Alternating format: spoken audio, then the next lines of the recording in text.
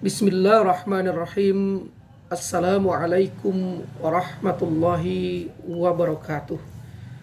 Selamat bertemu kembali di channel YouTube saya Membaca Makna. Masih bersama saya Pak Mukhyar Bukhari. Untuk di bulan Ramadan ini kita akan membahas selama bulan Ramadan ini insya Allah tentang pandangan filsafat terhadap Ramadan. Kita ingin melihat Ramadan dari perspektif filosofi. Saudara-saudara, untuk hari yang pertama ini saya mengucapkan selamat menikmati indahnya puasa di bulan Ramadan. Semoga kita mampu mendapatkan hakikat sesungguhnya dari puasa Ramadan. Untuk pertemuan kita kali ini kita beri tema menyalakan cahaya imateri untuk menghidupkan cahaya materi. Nah, pertemuan kita kali ini kita awali dengan sebuah quote yang ditulis oleh seorang filsuf Yunani yang sangat terkenal, Socrates, yang lahir di Athena sekitar 470 sebelum Masehi. Salah satu quote yang terkenal berbunyi begini: "False words are not only evil in themselves, but they infect the soul with evil." Katanya, kata-kata palsu tidak hanya jahat terhadap diri mereka sendiri, tetapi mereka menginfeksi jiwa dengan kejahatan. Dari ini bisa kita maknai tepatlah apa yang diajarkan oleh agama kita, bahwa di dalam bulan Ramadan ini kita mesti mengerem kata-kata yang keluar dari mulut kita. Kata-kata itu kita perbanyak, tetapi kita tukar dari kata-kata biasa dengan kata-kata yang bermutu, kata-kata yang hebat, kata-kata yang luar biasa. Apa itu? Kata-kata yang diucapkan oleh Allah dalam firman-Nya. Kita disuruh memperbanyak membaca Al-Quran. Maka dalam bulan puasa ini kita melatih diri untuk memperkatakan kata-kata kebaikan, kalimah-kalimah mulia. Karena itulah kita disuruh membaca Al-Quran. Tadarus secara zohir, secara materi, kita memang memperbaiki bacaan Al-Quran menjadi tartil, membaca dengan penuh kehati-hatian. Tetapi sesungguhnya ketika kita bertadarus, kita sedang menyalahkan hakikat kata dan huruf yang kita ucapkan, agar huruf-huruf materi, huruf-huruf zohir yang kita ucapkan, kata per kata, kalimat per kalimat, ayat per ayat yang secara zohir kita ucapkan itu menjadi tartil, memiliki cahaya secara imateri. Sehingga ketika kita berkata-kata, kita tidak menyakiti hati orang lain. Ketika kita memutuskan sesuatu, keputusan kita adalah keputusan yang tartil, keputusan yang tidak menzolimi orang lain. Nah, saudara-saudara, kita sering terkadang dalam hidup ini memanipulasi kata untuk membenarkan diri kita, untuk membuat pembenaran pada diri kita. Misalnya, seorang pimpinan memberikan PHK kepada karyawannya tanpa jelas apa kesalahan karyawan itu. Seseorang pimpinan mengeluarkan seseorang dari pekerjaannya tanpa ada pemberitahuan, apalagi surat peringatan. Lalu setelah kita zolimi, setelah orang itu kita zolimi, dengan penuh wibawa saya akan berfatwa, kita mengatakan, semoga Allah memberikan kesabaran kepadamu, semoga Allah melapangkan rezekimu. Yakinlah rezeki Allah itu amat sangat luas dan tidak terbatas. Semoga Allah Subhanahu wa Ta'ala yang menyempurnakan kebaikanmu. Dan semoga yang lainnya. Kalimat-kalimat yang indah-indah yang lainnya. Memang semua kalimat-kalimat itu benar. Tapi masalahnya, kalimat-kalimat tersebut kita gunakan untuk menutupi kezoliman yang sudah kita lakukan. Kalimat-kalimat yang kita berikan, kita ungkapkan kepada seseorang itu adalah kalimat penghibur bahwa kita sebenarnya telah menzolimi dia. Itu artinya sama saja kita mengajak Allah untuk membenarkan perbuatan zolim kita. Kita tidak adab dengan Allah dengan mempergunakan kata-kata indah, tetapi kata-kata itu untuk menutupi kezoliman kita. Maka di bulan Ramadan kita bertadarus, tartil untuk mengeluarkan kata-kata dan keputusan dengan penuh kehati-hatian.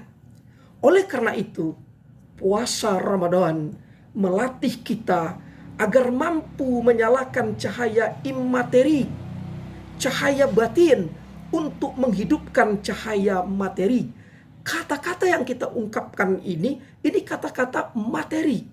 Tetapi muatannya harus bermuatan cahaya. Itulah yang kita sebut dengan imateri. Nah, setidaknya dalam puasa Ramadan ini tercermin dalam 3 aspek pokok. Yang pertama, orang yang mampu menyalakan cahaya imateri karena puasa Ramadannya untuk menghidupkan cahaya materi. Yang pertama adalah dia tahu batas yang tidak boleh dia langgar. Coba saudara-saudara perhatikan ketika di bulan Ramadan. Kita tahu betul bahwa kita tidak akan mau mencuri-curi makan dan minum. Kita paham betul bahwa itu adalah batasan yang tidak boleh kita langgar, yang tidak boleh kita tabrak. Maka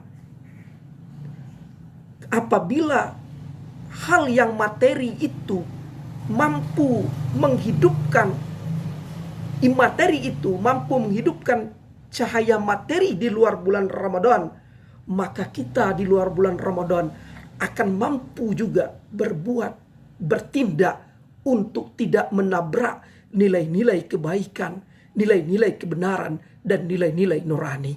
Itu yang pertama. Yang kedua, cahaya imateri Ramadan mampu menghidupkan cahaya materi di luar Ramadan, yaitu bulan Ramadan melatih kita untuk mampu menunda keinginan. Bayangkan di bulan Ramadan banyak sekali aspek yang halal untuk kita pakai dan kita pergunakan, dan kita ingin untuk mempergunakannya, tapi kita tunda. Kita mampu menundanya, kita dilatih untuk mampu menundanya. Dan begitu pula hendaknya di luar Ramadan. Cahaya imateri yang kita dapatkan di bulan Ramadan ini kita lakukan untuk menunda keinginan-keinginan yang tidak perlu di bulan Ramadan, tidak kita lakukan. Itu yang kedua. Yang ketiga, cahaya imateri dalam bulan Ramadan yang sudah menyala akan mampu menghidupkan cahaya materi di luar Ramadan. Di dalam bulan Ramadan, puasa Ramadan mampu menghidupkan cahaya kolbu. Cahaya sesungguhnya berfungsi menyingkap mana yang gelap. Cahaya sesungguhnya mampu menerangi di saat kegelapan. Mata yang zohir mampu melihat, mata yang materi ini mampu melihat, disebut dengan basor. Tetapi mata imateri, nur yang masuk dalam kolbu, itulah yang disebut dengan basirah, atau melihat secara imateri, melihat kebenaran. Ainul basirah, mata yang mampu melihat kebenaran. Ketika mata ini ditutup, ketika kita ingin mengambil sebuah keputusan, ketika kita ingin mengambil ketentuan terhadap sesuatu, keputusan terhadap sesuatu, keputusan terhadap seseorang, bukan hanya kita lihat dengan mata materi atau basor, tetapi dihidupkan mata imateri, ainul qalbu, basirah, bukan hanya sekedar basor, tapi basirah, mampu melihat kebenaran, kita pejamkan mata. Orang yang kita PHK, orang yang kita ingin keluarkan, orang yang kita ingin singkirkan, orang yang kita ingin zolimi, ketika keputusan itu ingin kita buat, apabila kita memandang dengan mata basyirah, maka akan hadirlah kebenaran dalam pandangan mata kita. Walaupun mata kita tertutup, terlihat dengan jelas, ini boleh saya lakukan, ini tidak boleh saya lakukan. Sehingga keputusan yang kita lakukan itu adalah benar-benar keputusan atas dasar ainul basyirah, ainul qalbu, bukan ainul nafsu semata-mata yang mengedepankan keegoisan kita. Orang yang basyirahnya redup, apalagi mati, maka hari-harinya berkata kebenaran, hari-harinya dia disanjung dan dipuja, hari-harinya dia berkhutbah kemana-mana, menyatakan perkataan yang baik-baik. Kalau dia datang, orang berebut mencium tangannya. Tetapi orang yang tidak mampu menghidupkan ainul basyirah dalam hidupnya, walaupun dia disanjung, walaupun kata-katanya bagaikan fatwa, tetapi pasti dia tidak mampu melihat keadilan. Dia tidak mampu melihat kebenaran karena dia tidak mampu menggunakan nuraninya. Maka mari kita dengarkan satu quote lagi dari Sokrates. Apa kata Sokrates? Bahwa orang yang mengetahui apa yang baik, maka ia akan berbuat baik. Jadi kalau ada orang berkata, berucap kebaikan-kebaikan, tetapi perbuatan kebaikan yang ia ketahui itu tidak sejalan dengan keputusan yang ia buat, maka pengetahuannya tentang kebaikan itu sesungguhnya bukan pengetahuan yang bercahaya, tetapi pengetahuan yang gelap. Pengetahuannya itu bercahaya, tapi pengetahuannya itu dihijab, ditutup oleh kegelapan nafsunya. Maka nikmatilah puasa Ramadan agar kita mampu menggantikan kegelapan menjadi cahaya basyirah. Insya Allah. Demikian saudara-saudara pertemuan kita untuk hari yang pertama ini.